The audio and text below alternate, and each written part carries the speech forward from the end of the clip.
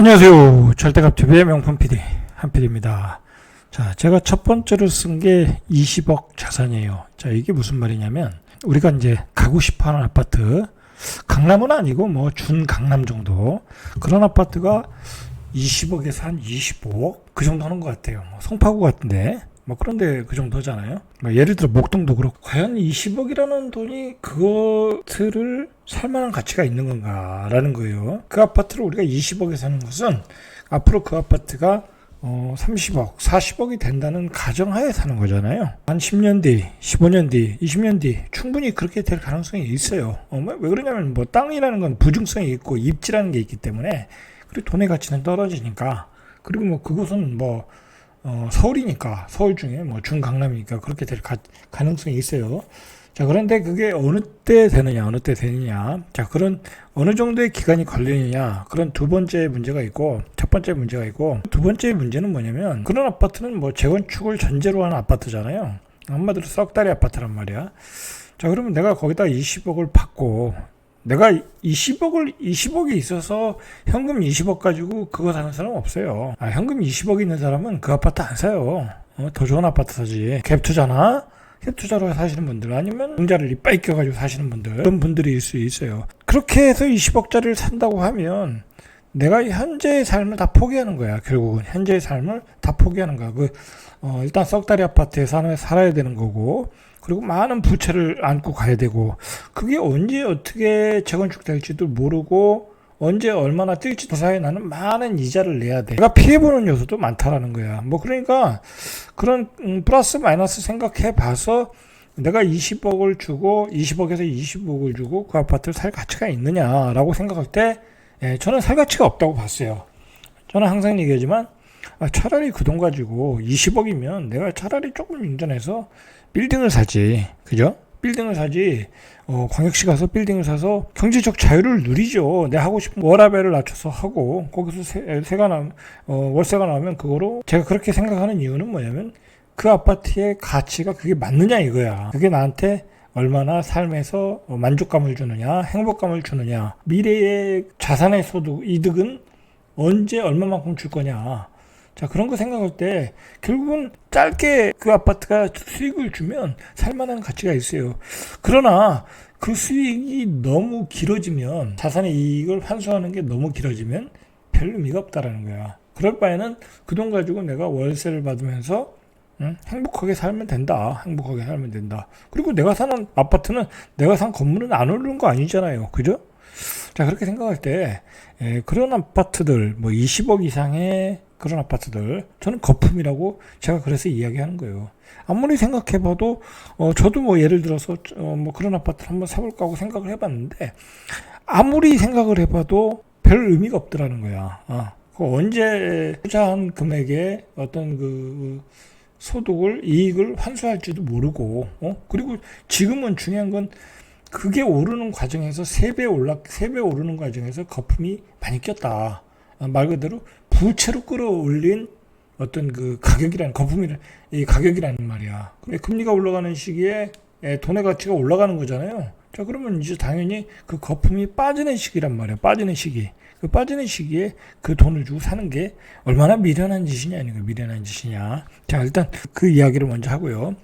두 번째로는 뭐냐면, 제가 요즘 부동산 전문가들 얘기를 많이 하잖아요.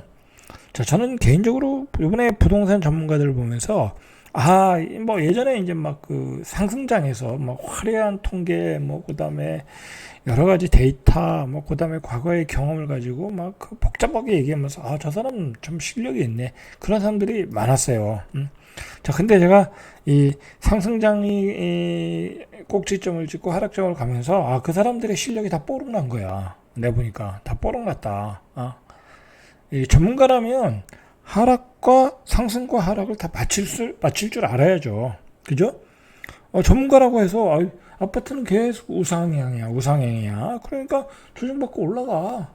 조정이 이게 도대체가 얼마를 줄 모르는 조정을 조정받고 올라간다면 그것처럼 무책임한 얘기가 없다. 자, 그래서 전문가라면 하락과 상승을 다 맞춰야 되는 게 전문가지. 그런 의미에서 우리가 소위 이번 사이클에서 상승 사이클 뜨거웠던 전문가들 있잖아요. 제가 보기엔 다 허당들이야. 다 못 맞췄어. 한참 뭐 집값이 꼭지점을 찍을 때도 계속 올라간다고 이야기했고, 그분들은. 그리고 조정도 짧다고 얘기했고, 8월에 전세 가격 폭등해서 또 매매 가격 폭등한다고 얘기했고, 그렇게 얘기한 사람들 다 내가 보기엔 X야, X. 그건 다 하당이다. 상승과 하락을 못 맞추는 그 전문가는 전문가라고 이야기할 수가 없죠. 제가 뭐 대단한 전문가는 아니지만 저는 분명히 이야기했어요. 작년부터 다 정리해라. 부동산 가격이 거의 꼭지점을 찍은 것 같다. 뭐 제가 화려한 데이터, 뭐 어떤 이론을 가지고 얘기한 게 아니에요. 제 경험상 얘기한 거예요. 경험상. 사람들의 집단적 관계, 그리고 우리가 아파트 가격을 살 수 있는 어떤 소득의 임계점을 넘어버렸어. 그리고 사람들이 다 부채를 가지고 사고, 다주택자들이, 그리고 또 투기꾼들이 그 다주택들을 마구마구 사고, 그러는 과정을 통해서 보면, 당연히 집값이 꼭 한참 거품이 끼고, 꼭지를 찍고, 거품이 빠지겠다는 생각이 상식적으로 그렇게 생각이 드는 거야. 저는 상식적인 이야기를 한 거예요. 상식적인 이야기.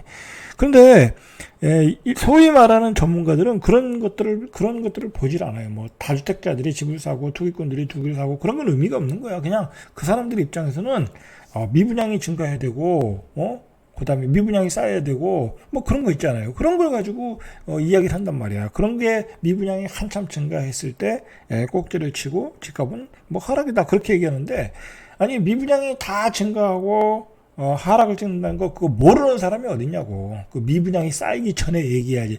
시장이 안 좋아질 때 시작하면서 그 미분양이 차근차근 쌓이는 거잖아. 그죠? 그러고 나서 대구처럼 수천 가구가 쌓일 때는 그땐 대세 하락이 되잖아. 대구가 대세 하락이라고 부정하는 전문가는 없잖아요. 그죠? 마찬가지란 말이야. 이제 서울과 경기도권도 지금 미분양이 자꾸 쌓이고 있다. 그러고 나서 만약에 내년 정도에 막 계속 지금 이제 경기도 외곽 지역에 뭐 인기가 없는 지역들 있잖아요. 뭐 경기도 안성, 뭐 동두천 뭐 그런 지역에서 이제 미분양이 나오고 있잖아요. 그죠? 그리고 강북 지역에서 요번에 이제 서울 구로구에서 그 역세권에서 한 아파트도 1순위에서 미분양. 자, 그러면 그렇게 다 쌓인 다음에 대사하락이다라고 얘기하면 그게 무슨 전문가냐고. 그죠? 저는 그런 사람들 전문가로 보지도 않고 그 사람들의 전망이 다 틀렸다. 뭐 결론적으로 그렇다고 봐요. 그 사람들이 이야기했던 게 뭐예요? 실수요자는 사라. 계속 그 얘기했잖아. 막 한참 막 꼭지점 치고 올라갈 때도 사라. 떨어질 때도 사라. 실수요자는 사라. 다주택자는 어차피 안 사니까. 바보도 아니나 누가 사겠냐고 그거를. 그러니까 실수요자는 사라. 그 실수요자한테 사라고 한 얘기가 그 사람들이 가서 계속 신고가를 갈아친 거야. 그 사람들의 그 개념 없는 펌프질에 의해서 그렇게 됐다. 자, 그리고 우리가 한번 생각을 해야 돼요. 제가 이제 예전에도 얘기했죠. 전문가의 영향력에 대해서 우리가 생각을 해보면, 소위 말해서 유명한 전문가들은, 당사자들은 자기들은 영향력이 없다고 그렇게 얘기를 해요, 분명히. 그러나 그렇지 않다. 절대로 그렇지 않다. 그렇지 않다. 생각해보세요. 이 집값이 올라갈 때는 이 아파트가, 서울에 있는 아파트가 매물이 나와 있는 게 그렇게 많지 않아. 예를 들어 어느 부산이든지 세종이든지 그 나와 있는 매물들은 많지 않아. 근데 전국의 투자자들, 전국의 집을 사려는 사람들이 그 사람들의 방송과 그 사람들의 글을 읽고 있어. 근데 어떻게 영향력이 없냐고. 그 사람들이 모르는 바가 아니야. 알면서도 그 얘기하는 거야. 알면서도. 그러니까 무주택자들은 그냥 사라는 거 아니야. 니들 가서 꼭지점 잡으라는 얘기야, 그거. 그렇게 받아들여야 되는 거예요. 자, 그 사람들은 내가 보기엔 다 장사꾼이야. 장사꾼 얘기 들으면 안 된다. 차라리 진짜 전문가들이라고 하는 사람들 돈 내고 상담료 내고 이야기를 듣든지, 최소한 그 사람한테 상담료 뭐 몇십만 원 내고 오면 최소한 꼭지점에 잡으라는 얘기는 안 할 거 아니야. 만약에 제가 상담한다고 하는데 제가 돈을 받아서 상담한다, 그렇게 얘기 못 하죠. 그렇지 않겠습니까? 사지 말아라. 지금은 단순하게 방송에서 나오는 것 가지고 이야기 듣고 매수하면 안 된다. 그래서 제가 예전에도 한번 글을 한번 올린 적이 있는데, 이 방송이라는 것은 유튜브라든지 뭐 어떤 다른 기타 방송들 방송이라는 것은 최소한 부동산에 관한 주제는 어떤 공적인 기능이 있어야지. 예를 들어서 방송에 나와가지고 어떤 공중파라든지 케이블 TV라든지 아니면 유튜브 자기 방송이라든지 나와서 집값은 거기는 계속 오른다. 뭐 그 사람이 예를 들어서 파워블로거라든지 유명한 블로거야. 그럼 집값이 계속 오른다면 진짜 오르는 것 같다니까. 오른다고 자기 스스로 확신을 하고 그냥 사람들은 진짜 오르니까 또 달려가서 신고가에 사게 된다니까. 이 전문가들 뭐 몇 사람이 그랬잖아요. 강남은 앞으로 뭐 1억을 넘어서 2억을 간다. 진짜 1억을 넘었잖아. 1억을. 그 사람들이 전적인 책임이 있는 건 아니지만 그렇다고 책임이 없는 건 아니야. 그러고 나서 나중엔 2억 간다. 뭐 그렇게 다 얘기하잖아. 그럼 그 사람 말을 믿을 수밖에 없고 진짜 그렇게 된다고 그러고 사람들은 매물을 안 내놔. 근데 그 전문가들이 그렇게 말하는 전문가들이 그 말을 뭐 모르고 이야기했겠어요? 자기가 그렇게 말하는 게 영향력이 없다고 얘기했겠어요? 다 있다고 알고 있어.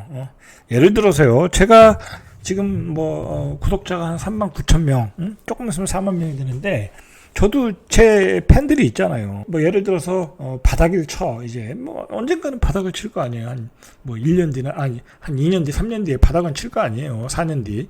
자, 바닥을 칠 때 여기서 제가 방송에서 여러분 이 지역은 여기가 바닥이고 이 아파트는 여기서부터 사셔야 됩니다. 라고 하면 아무래도 제가 구독자가 뭐 한 4만에서 5만 된다 그러면 10분의 1은 그래도 매니아들이 있단 말이에요. 매니아. 그럼 5,000명이 그럼 몇천 명이 가서 그 집을 살 수가 있단 말이야. 그러면 그것 자체가 시장에 영향을 주는 거야. 어떻게 시장에 영향 안 주겠냐고. 그렇지 않겠습니까? 폭락을 예치는 분들도 언젠가는 또 상승이다라는 이야기 할 거 아니야. 이제 그분들도 그런 얘기를 하더라고. 방송을 보니까. 저도 방송을 보니까 걱정을 하는 거야. 자신의 영향력이 있다라는 걸 아는 거야. 그런 사람들은. 저도 영향력이 있다는 걸 알고 있거든요.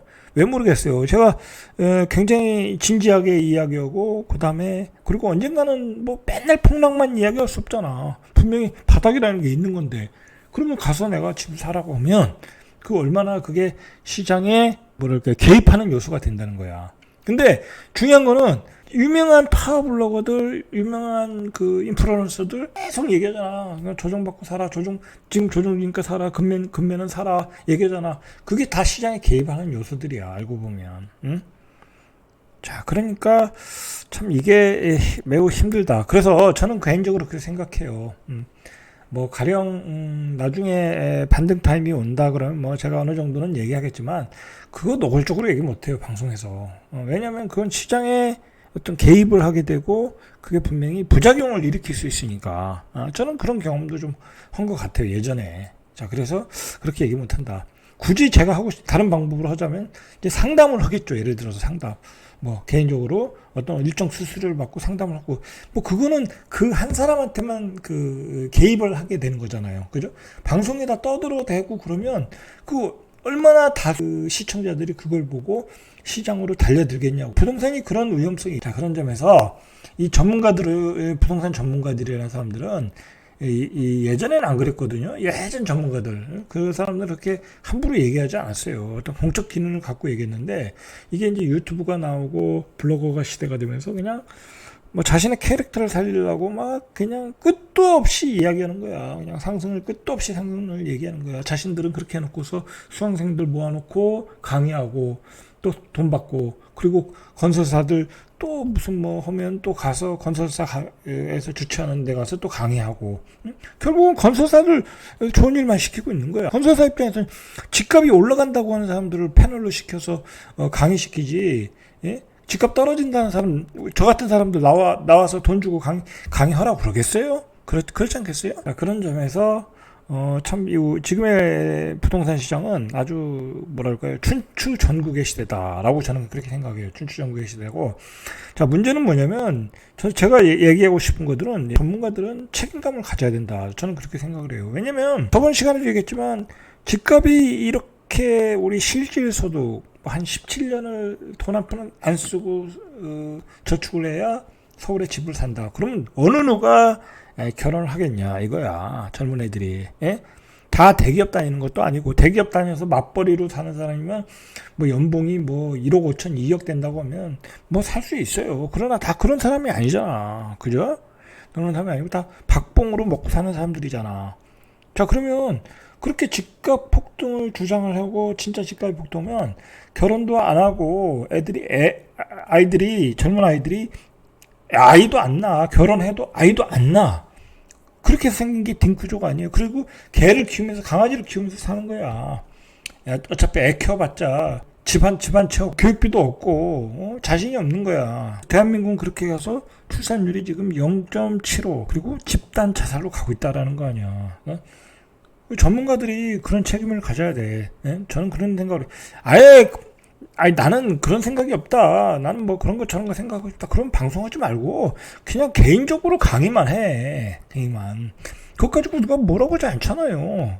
그렇잖아요. 근데 뭐 방송 신문에다 대고 다 나불내고 뭐 그냥 계속 집값은 폭등한다. 잠시 조정받고 올라간다. 뭐 강남 2억 간다. 뭐 그렇게 떠들어대면 대한민국은 다 죽으란 얘기야. 자, 그런 점에서 제가 한마디 해봤습니다. 그만큼 지금 굉장히 필요한 얘기, 이런 얘기는 굉장히 좀 필요한 얘기야. 자, 지금 분위기가 바뀌었어요. 내가 예전에도 얘기했지만, 결국은 이제 서울의 그 좋은 입지에서도 미분양이 날 것이다. 왜? 분양가가 비싸니까. 자, 서울에서 미분양, 구로 아파트 고분양가의 1순위 미달. 구로 완전히 초역세권 아파트야. 자, 1순위에서 미달이 났어요. 1순위에서 미달이 난 건 처음이래. 그러니까 앞으로 이제 이 서울에서 이 분양이 그렇게 많지 않거든요. 자, 이제 강북 지역에서, 강남은 이제 분양가 상한제 지역이니까 그래도 분양가가 다운돼서 나오니까 분양이 돼. 그러나 이제 강북 지역은 이제 분양가 상한 지역이 아니니까 고분양가에 나오는 거야. 자, 구로에서 분양한 모아엘과 트레뷰. 뭐 분양 물량은 많지 않았어요. 일반 분양 물량이 134가구인데 114명이 신청해서 0.85대. 자, 신청이 114명이지만 이것도 이제 미계약분이 어마어마하게 나오겠죠. 자, 이게 분양 가격이 얼마? 전용 67제곱미터. 그 정도가 한 8억 6천. 뭐 그러니까 발코니까지 합치면 뭐 한 9억 정도. 이것저것 합치면 9억 정도. 그리고 전용 84가 한 10억 9,500이니까 뭐 이것저것 합치면 이것도 이자까지 합치면 11억 한 5천 정도. 야, 이건 뭐, 그러니까 뭐 취득세 내면 한 12억 정도. 자, 12억. 구로에 있는 아파트, 뭐, 비브랜드에, 뭐, 별로 크지도 않은 세대에 12억. 아, 이게 정상적인 가격이에요. 자, 물론 요즘, 물가가 많이 올랐고, 콘크리트 가격도 올랐고, 분양 원가가 올랐다고 하지만, 이것 자체는, 이게 일반, 글쎄, 뭐, 서민이 감당할 수 있는 가격이 아니죠. 그죠? 이 정도 살라고 하면 12억이면 내가 최소한 6, 7억이 있어야 돼. 한 7억 정도 하고 한 4억 융자 받아야 돼. 자, 그러면 7억 정도 있는 사람이 이 아파트를 사겠습니까? 현금 7억 있는 사람이? 예? 안 산다. 뭐 만족도가 떨어지잖아. 동네 자체가 구로구니까 예를 들어 좋은 동네보단 떨어지는 건 사실이잖아. 그리고 4억 융자를 받아야 돼. 4억이면 얼마예요? 한 달에 원금하고 이자 합치면 180? 뭐 정확히는 모르겠는데 한 180에서 200 사이는 내야 돼. 그게 가능하겠어요? 안 된다. 이 11억이면 차라리 이 돈 가지고 11억이면 이 돈 가지고 차라리 11억이면 지방에 가서 아파트 하나 사고 조그만 거 한 3억짜리 하나 사고 나머지 건물을 하나 사죠.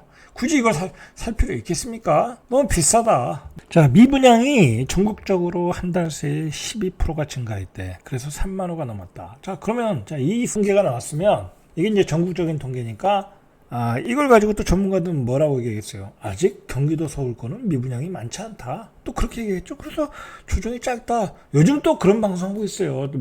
자, 미분양이 3만 호를 넘어선 것은 지난 2019년 12월 이후 처음이다. 자, 그러니까 전국적인 분위기는 이제 대세 하락이야. 2019년 12월 이후 3만 호를 넘었다는 것은 악성 미분양, 그러니까 중공업 미분양이 이제 이건 중공업 때도 안 팔리는 거야. 미분양도 3.6% 늘었다. 지금 제일 심각한 데가 대구죠. 대구는 이제 팔리지도 않아요. 대구는. 자, 대구는 큰 문제, 뭐, 그렇다고 지금 뭐, 투기 세력들이 언제 들어가야 되느니 어쩌고저쩌고 하는데, 들어가도 별로 먹을 게 없어. 왜냐면 분양가 자체가 너무 세. 그 돈이면 경기도 수도권을 사지. 왜 대구에 뭐 역세권에, 대구에 뭐 주상복합이 분양가 이것저것 합치면 6억인데, 예? 그거 들어가서 뭘 더 오르겠냐고. 그리고 전세가율이 50%밖에 안 되지. 그 돈 가지고 차라리 경기도 수도권을 사지. 자, 주로 이제 늘어나는 데가 지방. 광역시, 뭐, 30만, 40만 도시, 뭐, 포항, 경주, 그런 데 있잖아요. 그리고 경기도 외곽, 그리고 고분양가 강북, 그리고 강남의 뭐, 고분양가. 뭐, 강남의 고분양가는 아직 안 나오는데, 분양가 상한제 지역이니까. 자, 이런 지역들에서 미분양이 수도권 미분양은 1.6%야. 지방 미분양이 14.1%. 중공업 미분양이 7,388호. 전월 대비 3.6% 증가. 지금 지방 상황은 매우 심각하다. 그렇게 보셔야 돼요. 이게 폭등장에서 마지막에 많이 들어간 지역이 어디냐면 이게 투기하시는 분들이 바로 포항과 경주야. 이 뭐 한 50만, 30만의 도시 이런 지역. 자, 포항 미분양이 4,358가구. 자, 6월 달에 2,500가구니까 분양하면 미분양이란 얘기야. 그 지역에 있는 사람도 안 산다.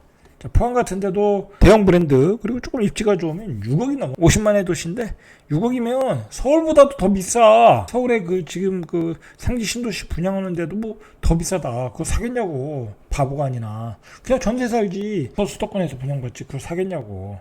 그러니까 분양가가 비싸니까 이제 미분양이 나는 거야. 그리고 예전에 샀던 사람들은 분양권 가격은 거의 이제 마피로 가고 있고. 경주도 마찬가지다. 자, 이런 지역들을 작살나는 거야. 7월에도 대구 미분양 주택은 전국에서 가장 많다.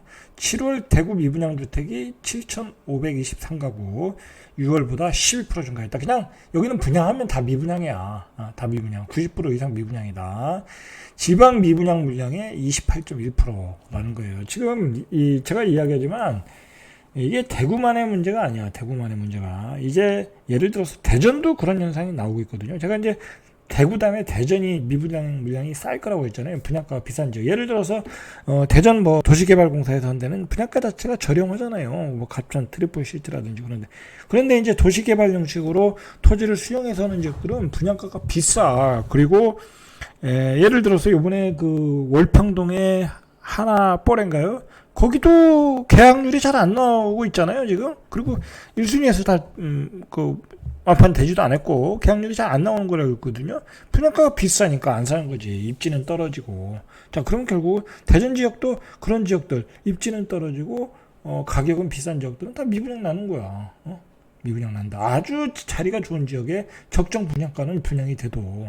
자, 대구가 이제 쌓이고, 대전도 쌓일 것이고, 이제 앞으로 청주도 쌓일 것이고, 이게 부산도 쌓일 것이고, 광주도 쌓일 것이고, 이게 전반적으로 이제 확산되는 시기야. 이게 대구에서 시작됐을 뿐이야. 이게 전국적으로 확산되는 게 내년, 내후년까지 계속 간단 말이야. 그러니까 지방시장은 아주 작살나는 거야, 지금. 가장 많이 무너질 때가 지금 지방시장이야, 사실은. 응? 그 다음에 경기도 외가. 대구 수성구에 있는 아파트 계약률은 0%. 글쎄, 이게 신문에 나왔는데 이게 뭔 의미인지 모르겠어요. 0%까지 가겠어요. 그만큼 저조하다는 얘기 같아요. 자, 올 상반기 대구 수성구에서 분양한 한 아파트. 그러니까 수성구에도 입지가 좋은 데가 있고 입지가 떨어지는 지역이 있어요. 입지가 좋은 지역은 어느 정도 계약률이 나오겠죠. 근데 입지가 안 좋은 지역이 이렇게 극심하게 나온다는 거야. 사학에 분양 시작한 후 4개월간 들어온 계약 신고가가 3건이래. 이거 어떡할 거야, 이거? 대부분의, 이렇게 되면 당첨된 사람도 대부분, 그러니까 뭐예요? 분양 가격, 그 가격에 분양하면 안 되는 거였다는 거지. 아니면, 도저히 이 가격에 분양하지 않으면 안 될 정도였다면, 그것은 분양했으면 안 되는 지역이야. 사업성이 없는 지역이니까. 그렇다는 거예요. 아니면 싸게 분양하든지 아주 헐값에. 자, 주택 매매 거래량도 전월보다 21.3%. 전월도 거래가 안 됐는데 전월보다도 또 줄었다는 거. 전체 주택 거래량이요. 39,600건에 그치며 거래 절벽. 전년 동월 대비로도 반토막 났고, 지역별로 7월 수도권의 거래량은 지난달보다 29% 줄었고 22,866건을 기록했다. 아파트 매매 거래량이 한 달 새 22.4% 줄었고 아파트 외 거래도 19.8% 감소했다. 자, 거래가 완전히 반토막 나고 있다라고 보셔야 돼요. 그러니까 지금 사람들의 심리는 급급매 정도만 사고 있어요. 왜냐면 고점 대비 3억 4억 빠졌다니까 그게 그렇게 되면 또 싸 보이잖아요. 사고자 하는 사람들이 있어요. 필요한 사람들이 있어. 그런 사람들이 사는 거야. 그런 사람들만 사는 거다.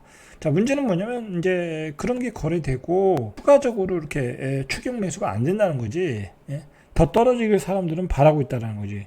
기대감이. 지금 이제 문제는 뭐냐면 금리가 폭등하니까 많은 대출을 받은 영끌족들, 집값이 한 번에 그냥 2억, 3억, 5억씩 떨어지면 이 사람들 정신이 없어요. 그러니까 이분들이 지금 계속해서 급매로 내놓는 거야. 자, 이제 문제는 이게 지금 시작이 불가하다는 거야. 시작이 불가하다. 자, 결국은 이게 한 2, 3년 계속해서 악순환을 거칠 것 같아요. 제가 보기엔. 자, 결국은 이제 금리가 이제 계속 이제 폭등을 하는 거거든요. 아직 그 금리는 아직 다 올라오질 않았어요. 이제 상당히 더 열려버렸어요. 이제 그 요번에 잭슨 미팅을 계기로. 자, 그리고 이 금리 폭등의 후유증은 시간이 갈수록 더 악화돼. 왜냐면 뭐 처음에 몇 번은 한 1년 정도는 이렇게 버틸 수 있거든요. 뭐 이제 앞으로 금리가 떨어진다는 기대감으로 버틸 수가 있는데 그게 앞으로 2년째, 3년째 계속돼 버리면 이제 손을 놓게 되는 거야. 그러면 이제 물건을 던지는 거야. 왜냐면 폭등한 금리를 감당할 수가 없거든. 자, 그러면 물량들이 우수순 다주택자들은 집을 대출을 이빠이 받고 거기다 전세를 놨거든요. 그러면 다주택자들은 예를 들어서 집 하나 살 때 2억 3억씩 꼈으면 그 사람들은 예를 들어서 이자 원금을 갚는 게 한 달에 1,000만 원, 2,000만 원도 넘을 수 있어. 그러니까 다주택자들은 다주택자일수록 버틸 수가 없어. 대부분이 보세요. 그 전세 나오는 물량 보면 대부분이 뭐 한 2억에서 3억씩은 다 껴 있잖아. 그거 이자를 누가 내냐고. 집주인이 내야지. 자, 그래서 금리 인상이 되면 계속해서 시간이 가면 갈수록 이 피로가 누적될 수밖에 없다. 피로가 누적되면 매물이 결국은 쏟아져 나온다. 자, 그런 시기가 지금보다 내년이 더 심각할 수 있다라는 거예요. 이상 절대값 TV의 명품 PD 한 PD였습니다.